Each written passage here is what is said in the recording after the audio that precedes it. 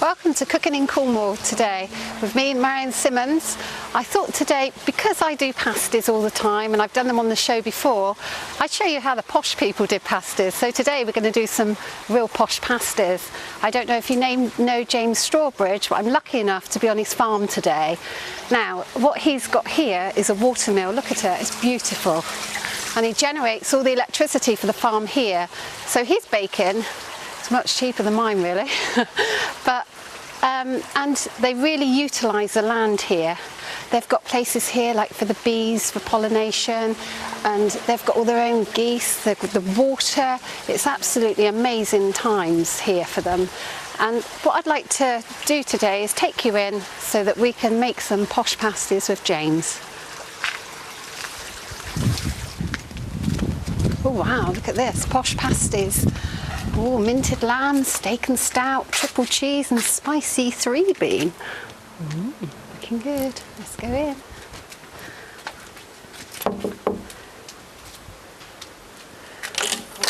Hiya. Hiya, James. How are you? Yeah, and you? Come on in. This is where it all happens then, is it? This is the Posh Pasty Shack. Wow, or cool. Posh Pasty HQ. In the wilds, look, I bet you do all the eggs. Hello, how are you today? Wow. Come on then, you're coming for a walk. Beautiful herbs, look at them. Oh, you can tell it's posh here, can't you? And they've got their own wind turbine, look at that. And see this? This is my type of garden. And specifically, they've kept it like this for the pollination for the bees. And it's almost, you can almost smell the honey here.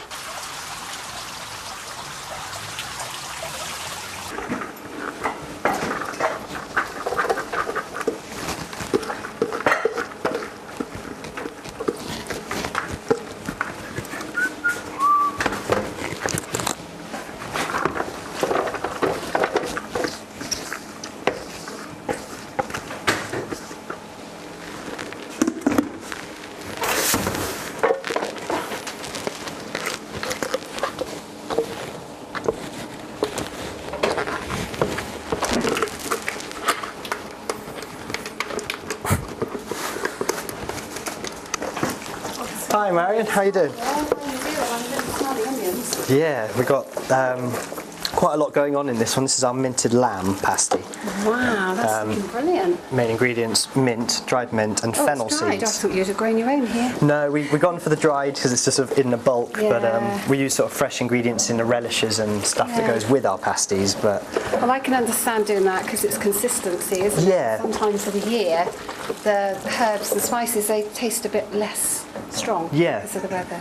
Smells good. Ooh, can get that in there. So yeah, fennel, mint, and then the thing that gives our sort of lamb one a bit of a kick is some dried chilli. Ooh, I like a bit of chilli. So it's gently spiced, but there's also that's natural Cornish yogurt, which I don't know if you come across, but it's only recently started being made by Trewithen Dairy, which is the ones we use for our butter.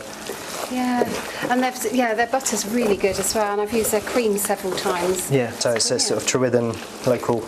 It's just down the road. We try with all of this stuff. We've got Cornish lamb shoulder, which again is Kitto's, which is our local butcher. And I think very similar to you, like you just try and start local, and then if you need to go further away, obviously those chilies, haven't got myself a decent Cornish chilli supply yet. Well, we've started growing a few ourselves at home, to be honest, in a little pot. Because obviously my links with Mexico and things, the chilies over there, and they use lots of chilies in their pastas. Yeah. But yours, I thought it'd have mint sauce, really. But no mint sauce in sight. Well, we call it a minted lamb pasty, but you're exactly right. This is not like classic British flavours, although we do a steak and stout, which is very British, with rosemary pastry. But what we've kind of gone for is, I mean, you'll see what Tom's doing here. Oh, marzipan, bright, hey? Well, no, it's not. It's bright yellow, but it's turmeric. So a turmeric gently spiced pastry, and then that yogurt, fennel and chilli means that it's sort of a Moroccan style pasty. And we serve it with a harissa mayonnaise as well. Oh, can I feel your pastry? Yeah, come on, give us an analysis. Oh, it's nice and cold. It's good. So it's a lot thicker than we'd use in Cornwall for a standard everyday pasty, I believe. But it's It's good. And last week I used turmeric when I did a beer batter on television last week, on this show, and we used turmeric. And I was saying to them, people underestimate it because it's got beautiful flavour. Yeah. And when you bake with it, it gives it a bit of a crisper bite, I think. It does, and I think as well, the colour, like little golden, it's along that sort of pirate theme of Cornish sort of thing, where they look like little golden nuggets. Like it's quite exciting. So I mean, that's as simple as our pasty gets, but I mean, it's obviously you can smell it. It's good Cornish lamb shoulder, nice bit of veg. And we're trying to really do something quite different, but the end result, as you're going to see, like we try and crimp and do things quite traditionally at the same time. So it's all a bit of an adventure because I don't know, neither Tom or I were born in Cornwall. So we sort of lived here for like almost 10 years now, but it's very much like you learn things by speaking to your neighbours. That's right, and what they sell as well, or grow. So then you have to use that, don't you? Yeah, definitely. But that's really interesting. And I do like the colour of your pastry. Yeah, and the feel of it, you're fairly... I'm impressed with the feel. I would find that quite hard. Like, I think it's quite a lot to crimp. Yeah. At least it will fill you up. No wonder they're posh. Yeah. You don't go home hungry. You don't, no. So that's good. Brilliant. How much filling do you put in there? I put in 150 grams. Wow. What's that compare with you? Is it more or less? I mean, they're quite decent sized pasties, but our local butcher said that you need to have, I think he said, what's old money? Is it 4 ounces? Old money, yeah, I'm still working old money, don't you? Me and Tom are this. We do grams in here, well, I do grams and ounces. Yeah. But everybody's different, aren't they? Yeah, you need to mix and match. Yeah, that's right. That's looking really good. Ready, Marion? Look, so I can pretty much do 150. Damn it. But I weigh. It's got to be posh. You've got to make sure that there is that consistency, even for a small scale business like ours. And exactly right. However, you do yours where you weigh individually. Yeah. We have rows of pasties out in our bakery. Yeah. And there's so many of them in a row, and we weigh out the meat only, and then we use a certain size cup and just use it every time. So we'll scoop it up. That's a nice idea. Scoop it up, cup it in. Because this is I've grown today. I feel good. Yeah, well I've grown quite attached to this. Yes. But actually, you're saying that we just need a cup. I use that a cup. size. Yeah, just get a cup that side, put it in, scoop it up. Save a lot of time with this. Effort, really. Yeah, no, I'm gonna definitely take that one on board. Yeah, but and our mixture is completely different because we mix the potato, sweet and onion together with a seasoning. Yeah. Put it in, then we put butter, then we put the steak on top. Yeah. We also do pasties, which is a funny hour. We call it. Everybody can ring in before 10 o'clock in the morning, whatever they like in pasty, basically. Oh wow! So like personalised pasties. That's right. We're going for something similar, but we call ours sort of limited editions, where we create sort of a pasty of the month. So, for example, I'll show you, Tom, with your hands. Would you mind opening that? That's a bit of a dodgy one. See, if you grab one of those. Oh, rhubarb. Beetroot. Beetroot with mackerel and grated horseradish. Oh, look at that. And that's kind of like I'm loving that colour. It's lovely, isn't it? Brilliant. It's a bit of a girl's pasty, but Tom sort of it's Natalie at weekends. You're trying to tell me something about Tom here. So how many do you do at a time, James, or do you not? It varies what music is playing normally. Right. So. See, we put ours in rows of 16 because 16 fit on one tray. Right. So we'd make 16, put them on a tray, egg wash them, put them in the oven, and that would be done. But I was saying just now, whereas you make yours and freeze them, we make them. Put them straight in the oven, and within half an hour of making them, we bake them. Oh wow! And then they're sold. Nice. And then we continue all day just doing that. Yeah, we're sort of limited. The reason we've gone for freezers rather than baking them is actually because the whole pasty shack here runs off solar PV, which is photovoltaic solar panels.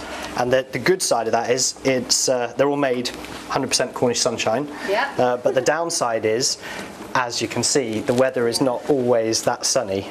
So we don't have enough energy to have like big ovens and bake on a big scale. But we found that actually freezing means that we can ship our pasties around the county. And then it also means that they're easier to store. It seems to work for us as a sort of a small scale model. Well, and we do completely opposite, you see, which is good because it's quite nice to come and see what you're doing, what we do, and you're invited. You can come and have a look and watch what we do. But for us, we make them, bake them, sell them, and they're gone within 3 hours of being made. Yeah. Because then we stop. As soon as the shop slows down, or we stop making them. and then we run out, and at the end of the day we've got nothing, and we start again the next morning, which probably could scare some people. Yeah, well, it's a nice system. I suppose for us, like we extra stock that we have left over is actually sort of staff lunches. We tend to have a pasty. Do you feed your staff? Well, to be honest, it's not even really staff. It's just me and Tom, sort of business partners. So we eat quite well, but we go gig rowing in the evenings to try and keep off the butter.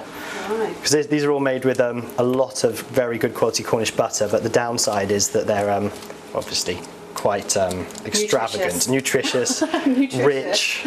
But they say nowadays, don't they? I can hardly control not crimping one. Come on, have a go, yeah, get involved. I mean, as you can see, my sort of style of doing it is... all my hours look, higher at the back, lower at the front. All right. And then they never come open in the oven. Well, that's a nice idea, yeah. Okay, so that's what we do. And I would say point to point to point. Yeah. And then you just, it's softer than my pastry. It's nice, isn't it?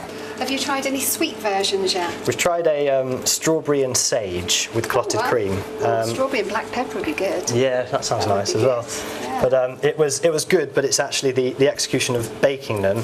We ended up basically with hollow pockets of strawberry jam, which was cool because then we put fresh strawberries inside them, so they're little pastry pockets, which is nice. So we've both made these pastas and they look very similar. Yeah. So I must be posh as well. Yeah, I think so. I think they look great. We'll definitely sell those. Yeah. I think they look lovely. Do you put any holes in yours? Well, what we do next, actually, I'll show you, is we have a little egg wash.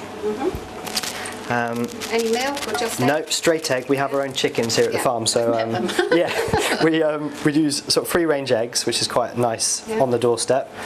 Little brush, and then basically I call it chili confetti, which is basically a fancy way of saying chili flakes. And then a little sprinkle of that, which just lets people know that inside there is a bit of spice, and I think as well it's all about eating with your eyes, and it looks pretty nice. So do a bit of that, and then we put a couple of holes in, just because what we do with the lamb is have a lot of fat from that lamb shoulder, so these are really juicy pasties and they need that escape for the steam, so I just put a little slash in the top. I always say like a pressure cooker. Lets the air in and out, and that's what I always and you have to adjust depending on the ingredients. That's right, you do. I mean, I know sometimes on cheese pasties people use forks, but actually they're better off still putting a hole in them. Some places don't put any, but then you get the big gap, don't you, between the filling and the pastry. So we've learned, probably like you did, we learned that the hard way, sort of started making pasties and they just blew up into these massive balloons. But no, so this is our minted lamb. It gets served in a box. Tom, actually, would you mind grabbing a box, mate? I'll show you. So they come out of the oven, put them in a box with a harissa mayonnaise. And we make all of our sort of dips on site. So you have a little, do you want to grab the dip as well? Combination you'll see here on the shelves. We've got like mustards, which is made with horseradish that grows next to the stream, red tomato relish, sweet pepper sauce, and this one gets a little harissa mayonnaise. And that's got some edible flowers in it, which sort of fits with the whole sort of bee sanctuary thing here at the farm.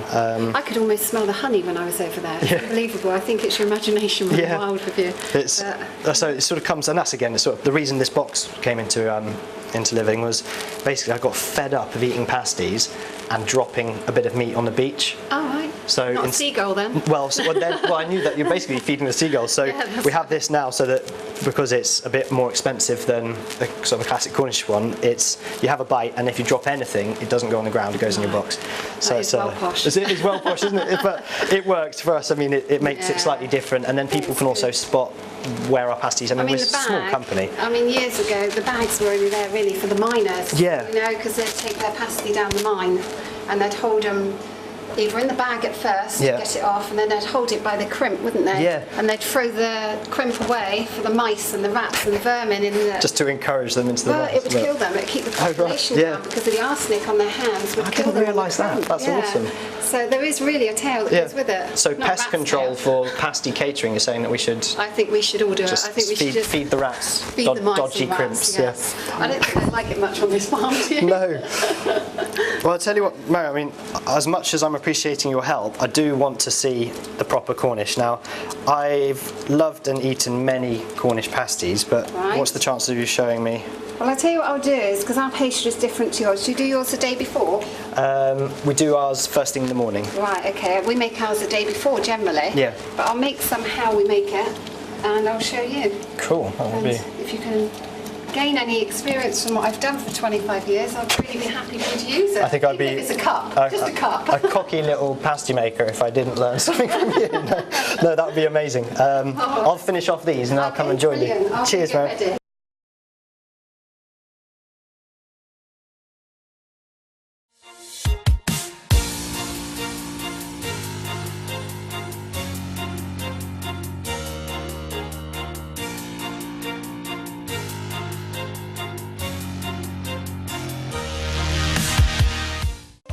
Hidden beneath the car park in the picturesque village of Portreath, you will find the Beach Cafe. With uninterrupted views of the beach, Gull Rock and the rugged cliffs, this little gem offers quality fast food. Come and try our famous breakfast served by friendly professional staff. It's probably the best value for money in the county. Visit us any day of the year. When the sun is shining, you could be anywhere in the world. The Atlantic Bar, a contemporary, spacious, bright, laid-back establishment perfect for families, young couples and surfers alike. We can be found situated in the beautiful coastal village of Portreath, with sea views and beautiful sunsets you can enjoy from a menu which is freshly prepared daily with local sourced produce. Not only does the Atlantic offer an innovative choice of food, but also is popular for live music and DJ events, and caters for birthdays, weddings and special occasions. Saint Screen Print Company Limited. We specialise in supplying bespoke, personalised clothing and associated products. Based in Falmouth, we work across a variety of clothing markets including corporate clothing, workwear, hospitality and sports and leisure. We control the whole production printing process to offer our customers a short lead time, high quality alternative to our competitors. Call us on 01326 377 585 or find us at saints-screenprint.co.uk.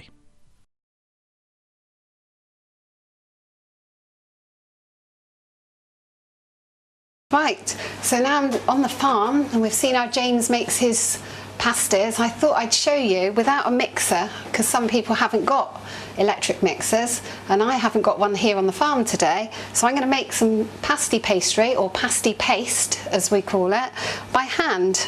Now I've just popped into the bowl just some strong bread flour, and I've got some salt. Now it looks quite a lot of salt, but it's not really. We need to have a bit of flavour. Now I'd imagine this is when they put in all their turmeric and stuff here.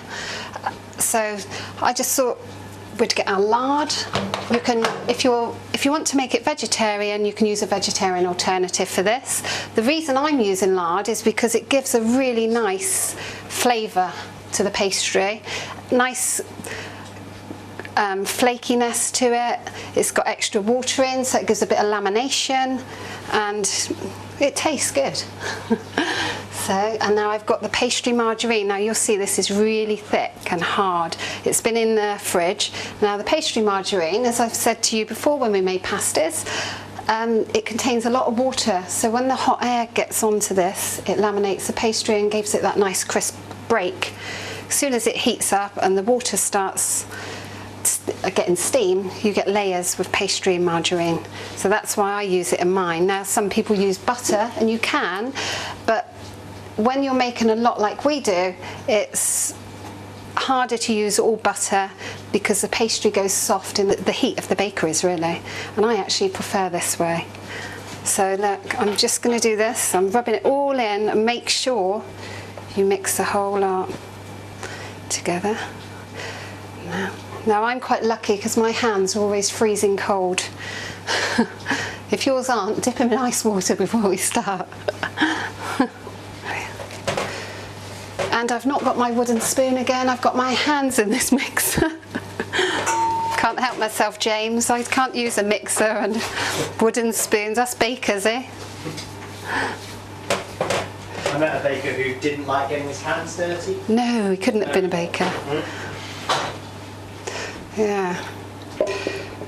Right. Now that's all left the bowl now, and that's as easy as it is. So if you're going to make pasties at home, it's not difficult, unless they're posh, of course.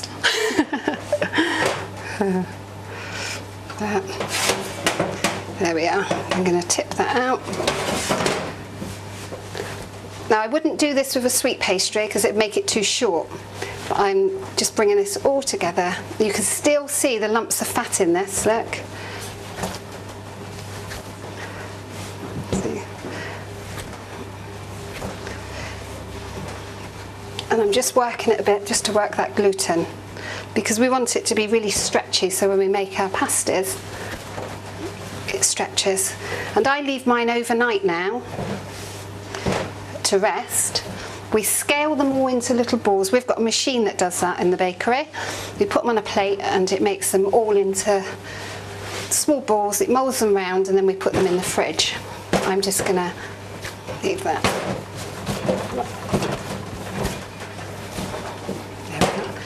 As you can see, now it's ready. It's all coming off the surface. You can pick up all this flour and crumb. You don't need to waste any. I haven't put any extra flour down. And that's my pastry made. That's it.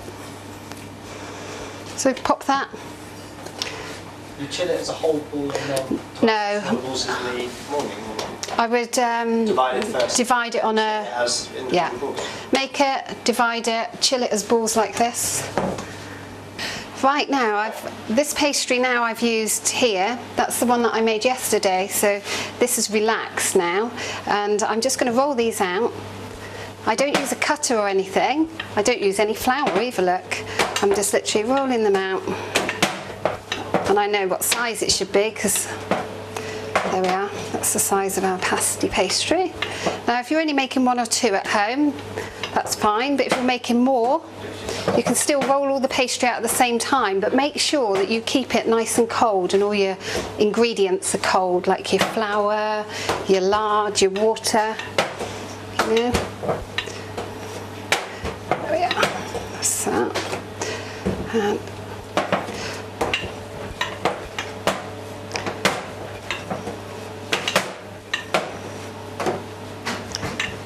And our pastry is quite stretchy then, quite elastic.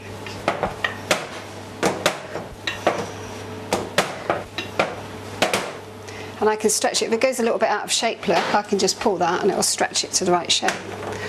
So, there we are.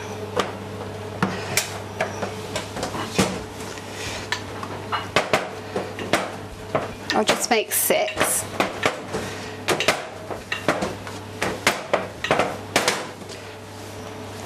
So, yeah, but look how stretchy that is. It's good. And it's nice and cold.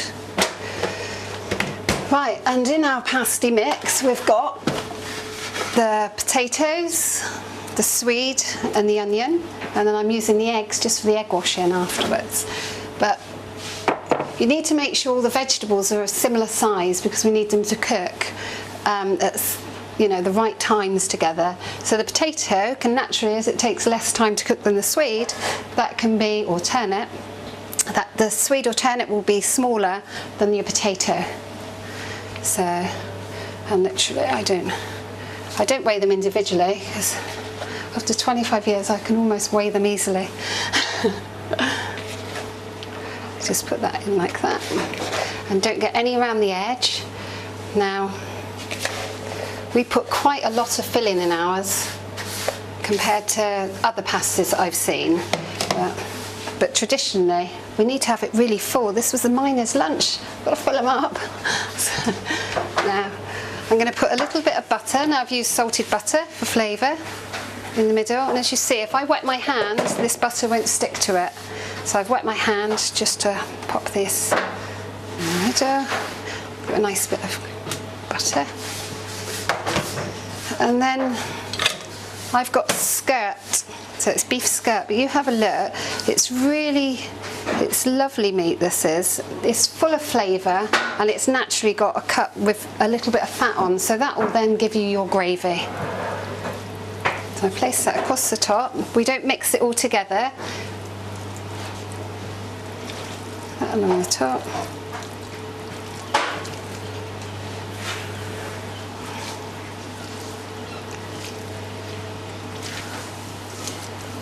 There we are.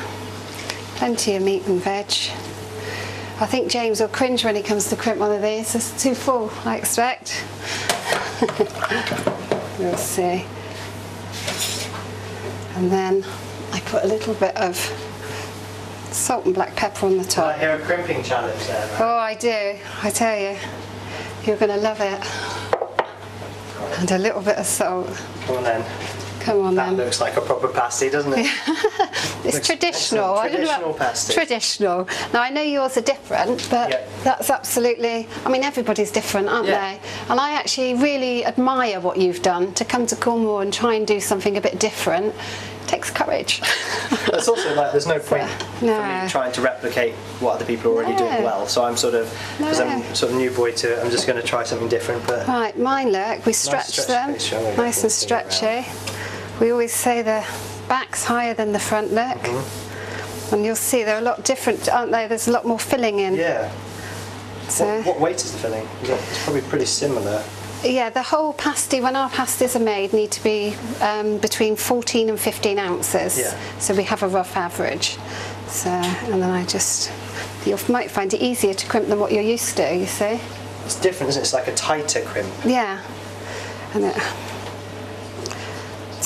And we make thousands of these some days. What do you think? Yeah, I'm not quite used to it. I need a bit more practice. Have some more. I thought you was a champion at this.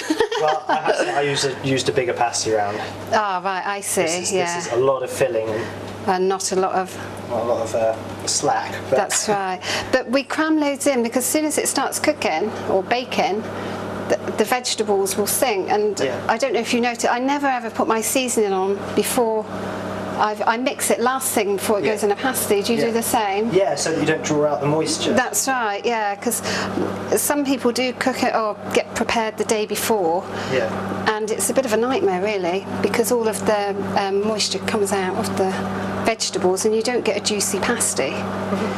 And the best bit's the gravy at the end, isn't it? Oh, look. Right, come on then. Come on then, crimp. Crimp. Stop talking. Crimp Stop talking. Crimp faster. My poor staff. You can see what trouble they have. But James has got the world record for crimping the fastest, haven't you? I have, but I have to admit it's only because it didn't exist before I set it. So the real test is going to be at Red Ruth Pasty Festival, where I think running a world record crimping competition would be to good see fun. Who sets the new record. Yeah. Would be great fun. Okay, well mine was 9.4 seconds. Well, we can't wait to have you at the Red Roof Pasty Festival. I can't wait to come as well. And it's on the 7th of September. Yeah. And I hear you're going to bring your wagon. Yeah, me and Tom will be there sort of with little cocktail pasties, but we call those a little bit posh. Oh, right, because they're not so big. That's cool. It'll be quite fun. But we're going to try out some Mexican flavours as well, because you mentioned to me about sort of a group of Mexican pasty enthusiasts and experts coming over. Yeah, so we've got a couple of ideas up our sleeve for some new limited editions. Keep it a surprise. Come and buy one of James's pasties. Talking pasties, I better get mine out the oven. Can I just tell you one thing? You know you use a knife. Yeah, I use we use teaspoon. Yeah. Don't laugh at me. We egg wash, and you only did the top. Yeah. You can't. We do all around the back, the sides, because it will make it more stable for when they put them down the mines. Yeah.